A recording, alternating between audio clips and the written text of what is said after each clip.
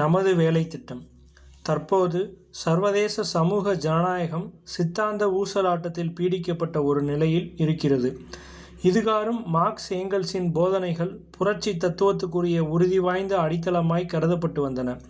ஆனால் இப்பொழுது இந்த போதனைகள் குறைபாடானவை என்றும் பழமைப்பட்டு விட்டவை என்றும் பறைசாற்றும் குரல்கள் நாற்புறம் இருந்தும் எழுப்பப்படுகின்றன. சமூக ஜனநாயகவாதியாக தம்மை அறிவித்து கொண்டு சமூக ஜனநாயக கொள்கை முழக்க ஏடு ஒன்றை வெளியிட முன்வரும் எவரும் ஜெர்மன் சமூக ஜனநாயகவாதிகளின் கவனத்தையும் அவர்கள் மட்டுமின்றி ஏனைய பலரின் கவனத்தையும் ஆட்கொண்டு வரும் ஒரு பிரச்சினை குறித்து தமது போக்கு என்ன என்பதை துல்லியமாய் வரையறுத்து கூறியாக வேண்டும். நாம் முற்றிலும் மார்க்சிய தத்துவார்த்த நிலையை எமது அடிநிலையாய் கொண்டு நிற்கிறோம். மார்க்சியம்தான் முதலில் சோசியலிசத்தை கற்பனாவாதத்திலிருந்து விஞ்ஞானமாய் மாற்றி அமைத்து தந்தது. இந்த விஞ்ஞானத்துக்கு உறுதியான அடித்தளத்தை நிறுவி கொடுத்தது. இதன் எல்லா கூறுகளிலும் மேலும் வளர்ந்தும் விவரமாய் விரித்தமைத்தும் சொல்வதற்கு பின்பற்ற வேண்டிய பாதையை சுட்டிக்காட்டிற்று.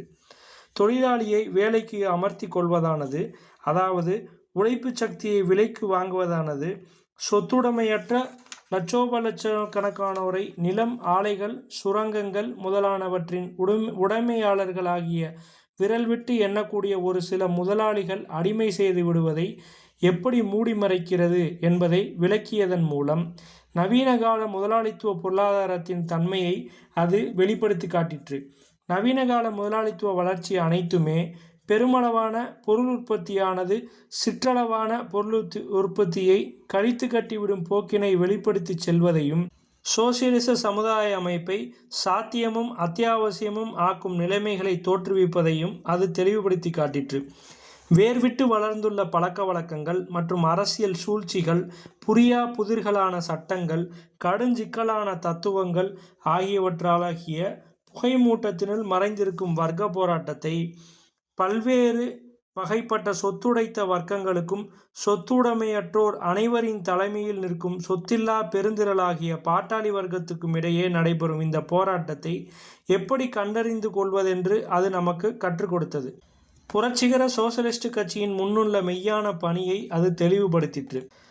சமுதாயத்தை திருத்தி அமைப்பதற்கு திட்டங்கள் வரைவதல்ல, தொழிலாளர்களுடைய நிலைமையை மேம்பாடு செய்வது குறித்து முதலாளிகளுக்கும் அவர்களது அடிவருடிகளுக்கும் அறிவுரை அளிப்பதல்ல, சதிகள் புரிவதல்ல. இப்பணி பாட்டாளி வர்க்கத்தினுடைய வர்க்க போராட்டத்தை ஒழுங்கமைப்பு செய்வதும், பாட்டாளி வர்க்கம் அரசியல் அதிகாரம் வெல்வதையும், சோசியலிச சமுதாயம் ஒழுங்கமைக்கப்படுவதையும் இறுதி குறிக்கோளாய் கொண்ட இந்த வர்க்க போராட்டத்திற்கு தலைமை தாங்குவதுமே இப்பணி என்று அது தெளிவுபடுத்திற்று.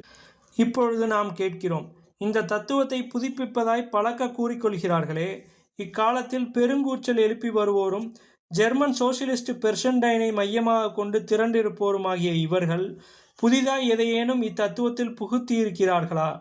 எதுவுமே இல்லை. வளர்த்திடுமாறு மார்க்சும் ஏங்கல்ஸும் நம்மை பணித்து சென்ற இந்த விஞ்ஞானத்தை ஓர் அடியுங்கூட இவர்கள் முன்னேற்ற செய்து விடவில்லை. புதிய போராட்ட முறைகள் எவற்றையும் இவர்கள் பாட்டாளி வர்க்கத்திற்கு கற்றுக் கொடுத்து விடவில்லை. மாறாக இவர்கள் பிற்பட்ட தத்துவங்களிலிருந்து சிறு கவலங்களை கடன் வாங்கி பாட்டாளி வர்க்கத்திற்கு போராட்ட தத்துவத்தை அல்ல, விட்டு கொடுத்து செல்லும் தத்துவத்தை, பாட்டாளி வர்க்கத்தின் மிக கொடும் பகைவர்களுக்கு சோசியலிஸ்டுகளை வருத்துவதற்காக அயராத புது வழிமுறைகளை தேடி அலையும் அரசாங்கங்களுக்கும் முதலாளித்துவ கட்சிகளுக்கும் விட்டு கொடுத்து செல்லும் தத்துவத்தை பிரச்சாரம் செய்து பின்வாங்கியே சென்றிருக்கிறார்கள். ருஷ்ய சமூக ஜனநாயகத்தின் மூலவர்களிலும் தலைவர்களிலும் ஒருவரான பிளானேகானவ் பெர்ஷன்டைனுடைய மிகவும் அண்மையான விமர்சனத்தை ஈவிரமின்றி கண்டன விமர்சனம் செய்தது முற்றிலும் சரியானதே. பெர்ஷன்டைனுடைய கருத்துகள் ஜெர்மன் தொழிலாளர்களுடைய பிரதிநிதிகளாலும் இப்பொழுது நிராகரிக்கப்பட்டிருக்கின்றன. ஹானேவர் காங்கிரஸில் நாம் இதை சொல்வதற்காக மடை திறந்து விட்டார் போல குற்றச்சாட்டுகள் பாய்ந்து வருமென எதிர்பார்க்கின்றோம். சோசியலிஸ்ட் கட்சியை மெய்யான பக்திமான்களது திருச்சபையாய் சமய கோட்பாடுகளிலிருந்து விலகிச் செல்லும் திரிபுகளுக்காகவும் சுயேட்சையான ஒவ்வொரு கருத்துக்காகவும் மறுத்து பேசுவோரை தண்டிக்கும் அமைப்பாய் மாற்ற விரும்புகிறோம் என்றும் மற்றும் பலவாறாகவும் கூச்சல்கள் எழுப்பப்படும். புதிய மோசராகிவிட்ட இந்த சுடுசொற்கணைகள் யாவும் நாம் அறிந்தவையே. ஆனால் சிறு துளியளவும் உண்மையோ பொருளோ இவற்றில் இல்லை. எல்லா சோசியலிஸ்டுகளும் ஒரு சேர இணைத்திடும் புரட்சிகர தத்துவம் இல்லையேல் அவர்கள் தமது பற்றுறுதிக்குரிய திட முடிவுகளுக்கு ஆதாரமாய் அமைவதும் அவர்கள் தமது போராட்ட முறைகளிலும் செயல் வழிகளிலும் கையாளக்கூடியதுமான புரட்சிகர தத்துவம் இல்லையேல் வலிமை வாய்ந்த சோசியலிச கட்சியும் இருக்க முடியாது. நீங்கள் அறிந்தவரை மெய்யானதென நீங்கள் கருதும் இத்தகைய ஒரு தத்துவத்தை ஆதாரமற்ற தாக்குதல்களிலிருந்தும் அதை சீர்கேடுறச் செய்வதற்கான முயற்சிகளிலிருந்தும் பாதுகாக்கிறீர்கள் என்றால் எல்லா விமர்சனத்துக்கும் நீங்கள் பகையாகிவிட்டதாய் அர்த்தமல்ல. மார்க்சின் தத்துவத்தை நாங்கள் முற்றும் முடிவான ஒன்றாய் மீற ஒண்ணாத ஒன்றாய் கருதவில்லை. மாறாக அது சோசியலிஸ்டுக்குரிய விஞ்ஞானத்தின் அடிக்கலை மட்டுமே அமைத்து கொடுத்திருக்கிறது. சோசியலிஸ்டுகளின் வாழ்க்கையுடன் சேர்ந்து நடைபோட விரும்பினால் இந்த விஞ்ஞானத்தை எல்லா திசைகளிலும் வளர்த்து செல்வது அவசியம் என்பதை நாம் ஐயமற அறிவோம். மார்க்சின் தத்துவத்தை தன்னிச்சையான முறையில் விரிவுபட வளர்த்திடுவது முக்கியமாய் ருஷ்ய சோசியலிஸ்டுகளுக்கு மிக்கதொரு தேவையாகும் என கருதுகிறோம். ஏனெனில் இந்த தத்துவம் பொதுவான வழிகாட்டும் கோட்பாடுகளையே அளித்திடுகிறது. தனிப்பட்ட முறையில் அவை பிரான்சிலிருந்து வேறு விதமாய் இங்கிலாந்திலும், ஜெர்மனியிலிருந்து வேறு விதமாய் பிரான்சிலும், ருஷ்யாவிலிருந்து வேறு விதமாய் ஜெர்மனியிலும் கையாளப்படுகிறவை. ஆகவே தத்துவார்த்த பிரச்சனைகள் பற்றிய கட்டுரைகளுக்கு எமது பத்திரிகையில் மகிழ்ச்சியுடன் நாம் இடமளிப்போம். சர்ச்சைக்குரிய விவரங்களை பகிரங்கமாய் விவாதிக்குமாறு எல்லா தோழர்களுக்கும் அழைப்பு விடுக்கின்றோம். எல்லா சமூக ஜனநாயகவாதிகளுக்கும் பொதுவான வேலை திட்டத்தை ருஷ்யாவில் கையாளுகையில் எழும் முக்கியமான பிரச்சனைகள் எவை? பாட்டாளி வர்க்கத்தினுடைய வர்க்க போராட்டத்திற்கு நிறுவன ஒழுங்கமைப்பு செய்வதும், பாட்டாளி வர்க்கம் அரசியல் அதிகாரம் வெல்வதையும், சோசியலிச சமுதாயம் ஒழுங்கமைக்கப்படுவதையும் இறுதி குறிக்கோளாய் கொண்ட இந்த வர்க்க போராட்டத்துக்கு தலைமை தாங்குவதுமே இந்த வேலை திட்டத்தின் சாரப்பொருள் என்று நாம் கூறியிருக்கிறோம். பாட்டாளி வர்க்கத்தின் வர்க்க போராட்டமானது பொருளாதார போராட்டமும் தொழிலாளர்களுடைய நிலைமை மேம்பாடு அடைவதற்காக தனிப்பட்ட முதலாளிகளையோ முதலாளிகளது தனிப்பட்ட குழுக்களையோ எதிர்த்து நடைபெறும் போராட்டம்.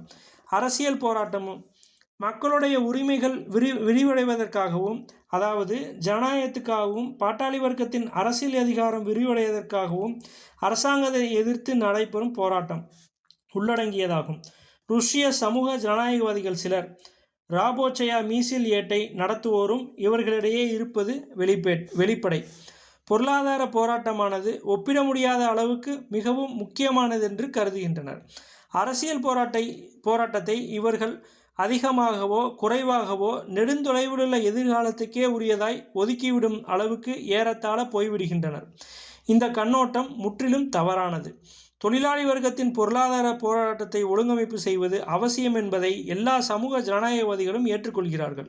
இந்த அடிப்படையில் தொழிலாளர்களுக்கிடையே கிளர்ச்சி நடத்துவது, அதாவது முதலாளிகளுக்கு எதிரான தொழிலாளர்களது அன்றாட போராட்டத்தில் அவர்களுக்கு உதவுவதும், ஒடுக்குமுறையின் ஒவ்வொரு வடிவத்தையும் ஒவ்வொரு சந்தர்ப்பத்தையும் அவர்களுடைய கவனத்துக்கு கொண்டு வருவதும், ஒன்றுபட வேண்டியதன் தேவையை இவ்வழியில் அவர்களுக்கு தெளிவுபடுத்துவதும் இன்றியமையாதது என்பதை அவர்கள் ஏற்றுக்கொள்கிறார்கள். ஆனால் பொருளாதார போராட்டத்திற்காக அரசியல் போராட்டத்தை மறப்பதானது சர்வதேச சமூக ஜனநாயகத்தின் அடிப்படை கோட்பாட்டை விட்டு விலகிவிடுவதாகும். தொழிலாளர் இயக்கத்தின் வரலாறு அனைத்தும் நமக்கு போதிப்பதை மறப்பதாகிவிடும். முதலாளித்துவ வர்க்கத்தையும் அதற்கு சேவை புரியும் அரசாங்கத்தையும் ஐயந்திரிபுற பின்பற்றுவோர் தொழிலாளர்களது முழுக்க பொருளாதார சங்கங்களை அமைக்கவும், இவ்விதம் அவர்களை அரசியலிலிருந்து சோசியலிசத்திலிருந்து திசை திருப்பிவிடவும் மீண்டும் முயற்சிகள் செய்தும் இருக்கிறார்கள். ருஷ்ய அரசாங்கமும் கூட இது போன்ற ஒரு முயற்சியை மேற்கொள்வது முற்றிலும் சாத்தியமே. மக்களுக்கு சில அற்ப கவலங்களை, இன்னும் சரியாக சொல்வதெனில் போலியான கவலங்களை விட்டறிய எப்பொழுதுமே அது முயன்றிருக்கிறது. ஒடுக்கப்படுகிறோம், உரிமைகள் இல்லாதோராய் இருக்கிறோம் என்ற உண்மையிலிருந்து மக்களுடைய சிந்தனைகளை திருப்பலாம் என்பதற்காவது இவ்வாறு அது முயன்றிருக்கிறது. தொழிலாளர்கள் தடையின்றி சுதந்திரமாய் கூட்டங்கள் நடத்தவும், சங்கங்கள் அமைக்கவும், தமது சொந்த செய்தியேடுகளை பெற்றிருக்கவும், தேசிய சட்டமன்றங்களுக்கு தமது பிரதிநிதிகளை தேர்ந்தெடுத்து அனுப்பவும் உரிமையுடையவராய் இருந்தாலன்றி, ஜெர்மனிலும் ஏனைய எல்லா ஐரோப்பிய நாடுகளிலும் துருக்கியையும் ருஷ்யாவையும் தவிர்த்து தொழிலாளர்களுக்கு இருந்து வரும் இந்த உரிமைகளை உடையோராய் இருந்தாலன்றி எந்த பொருளாதார போராட்டமும் தொழிலாளர்களுக்கு நீடித்த மேம்பாட்டை கிடைக்க செய்யவும் முடியாது, பெரிய அளவில் நடத்தப்படவும் கூட முடியாது. ஆனால் இந்த உரிமைகளை வென்று கொள்ள வேண்டுமாயின் அரசியல் போராட்டம் நடத்துவது இன்றியமையாததாகும். ருஷ்யாவில் தொழிலாளர்கள் மட்டுமின்றி குடிமக்கள் எல்லோருமே அரசியல் உரிமைகள் இல்லாதோராகவே இருக்கின்றனர். ருஷ்யா ஒரு வரம்பில்லாத எதேச்சதிகார முடியரசாய் இருந்து வருகிறது. ஜார் மன்னர் தான் சட்டங்கள் பிறப்பிக்கின்றார், அதிகாரிகளை நியமிக்கின்றார், அவர்களை கட்டுப்பாடு செய்கின்றார். இக்காரணத்தினால் ருஷ்யாவில் ஜாரும் அவரது அரசாங்கமும் எந்த வர்க்கத்தையும் சாராமல் இருந்து எல்லோரையும் சரிசமமாய் நடத்துவது போல தோன்றுகிறது. ஆனால் யதார்த்த உண்மை என்னவெனில், எல்லா அதிகாரிகளும் சொத்துடைத்த வர்க்கங்களிடம் மட்டுமிருந்தே முழுக்க முழுக்க பொறுக்கி எடுக்கப்படுகின்றனர். எல்லோரும் பெருமுதலாளிகளுடைய செல்வாக்குக்கு உட்பட்டோராய் இருக்கிறார்கள். இந்த பெருமுதலாளிகள் அமைச்சர்களை தமக்கு தண்டமிட்டு பணிபுரிய செய்கிறார்கள். தாம் விரும்புவதை எல்லாம் நிறைவேற்றி கொண்டு விடுகிறார்கள். ருஷ்யாவின் தொழிலாளி வர்க்கம் இரட்டை ஆதிக்கத்துக்கு அடிமைப்பட்டு வதைபடுகின்றது. முதலாளிகளாலும் நிலப்பிரபுக்களாலும் அது கொள்ளையிடப்பட்டு சூறையாடப்படுகின்றது. இவர்களை எதிர்த்து போராடாமல் அதை தடுப்பதற்காக போலீஸ் அதன் கைகால்களை கட்டி போட்டு வாய்க்கும் பூட்டு போடுகிறது. மக்களுடைய உரிமைகளை பாதுகாப்பதற்கான முயற்சி ஒவ்வொன்றும் அடக்கி ஒடுக்கப்படுகின்றது. முதலாளிக்கு எதிரான ஒவ்வொரு வேலை நிறுத்தமும் இராணுவமும் போலீஸும் தொழிலாளர்கள் மீது கட்டவிழ்த்து விடப்படுவதில் முடிவுறுகிறது. ஒவ்வொரு பொருளாதார போராட்டமும் தவிர்க்க முடியாதபடி ஓர் அரசியல் போராட்டமாகிவிடுகிறது. சமூக ஜனநாயகவாதமானது ஒன்றை மற்றொன்றிலிருந்து பிரிக்க முடியாதபடி இரண்டையும் பாட்டாளி வர்க்கத்தின் ஒரே வர்க்க போராட்டமாய் இணைத்தாக வேண்டும். இத்தகைய ஒரு போராட்டத்தின் முதலாவதும் தலைமையானதுமான நோக்கம் அரசியல் உரிமைகளை வென்று கொள்வதாய், அரசியல் சுதந்திரத்தை வென்று கொள்வதாய் இருத்தல் வேண்டும்.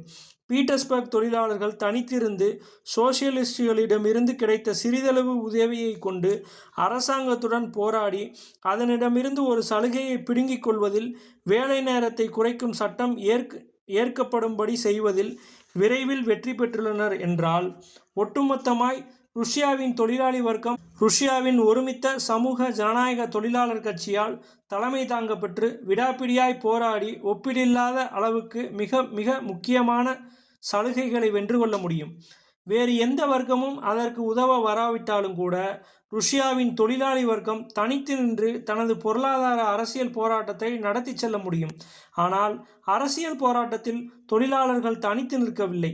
மக்கள் அறவே உரிமைகள் இல்லாதோராய் இருத்தப்பட்டிருப்பதும், பஷி புஜுக் அதிகாரிகளுடைய சட்டநெறியற்ற காட்டுத்தனமும், சுதந்திர சிந்தனை உரிமையும் சுதந்திர பேச்சுரிமையும் அடக்கி ஒடுக்கப்படுவதற்கு மனம் ஒப்ப முடியாதோரான நேர்மை உள்ள முடைத்த கல்வியறிவு பெற்ற மக்கள் அனைவரையும் ஆத்திரங்கொள்ளச் செய்கின்றன. அடக்குமுறையால் நசுக்கப்படும் போலிஷ் இனத்தோர், பின் இனத்தோர், யூதர்கள், ருஷ்ய சமய பிரிவினர் ஆகியோரையும் இவை ஆத்திரங்கொள்ளச் செய்கின்றன. அதிகாரிகளின் போலீசாரின் அடக்குமுறையிலிருந்து எங்குமே காப்பு பெற முடியாதோராய் இருக்கும் சிறு வணிகர்கள், பட்டறை அதிபர்கள், விவசாயிகள் ஆகியோரையும் இவை ஆத்திரங்கொள்ளச் செய்கின்றன. மக்களின் இத்தொகுதியோர் எவரும் தனித்து நின்று விடாப்பிடியான அரசியல் போராட்டம் நடத்தும் ஆற்றலுடையோர் அல்லர். ஆனால் தொழிலாளி வர்க்கம் இந்த போராட்டத்தில் கொடியை உயர்த்தும் போது எல்லா பக்கங்களிலிருந்தும் அதற்கு ஆதரவு கிடைக்கும். ருஷ்யாவின் சமூக ஜனநாயகவாதம் மக்களது உரிமைகளுக்காக போராடுவோர் அனைவரின் ஜனநாயகத்துக்காக போராடுவோர் அனைவரின் தலைமையில் நின்று செயல்படும் அதற்கு வெள்ளற்கரிய பலமுடைத்ததாகிவிடும். இவையே எமது அடிப்படை கருத்தோட்டங்கள். இவற்றை நாம் எமது பத்திரிகையில் முறையாக எல்லா கோணங்களிலிருந்தும் வளர்த்து செல்வோம். இவ்விதம் நாம் ருஷ்யாவின் சமூக ஜனநாயக தொழிலாளர் கட்சி தான் வெளியிட்டுள்ள அறிக்கையில் சுட்டிக்காட்டியிருக்கும் பாதையிலே நடைபோடுவோம் என்பதில் எமக்கு எந்த சந்தேகமும் இல்லை.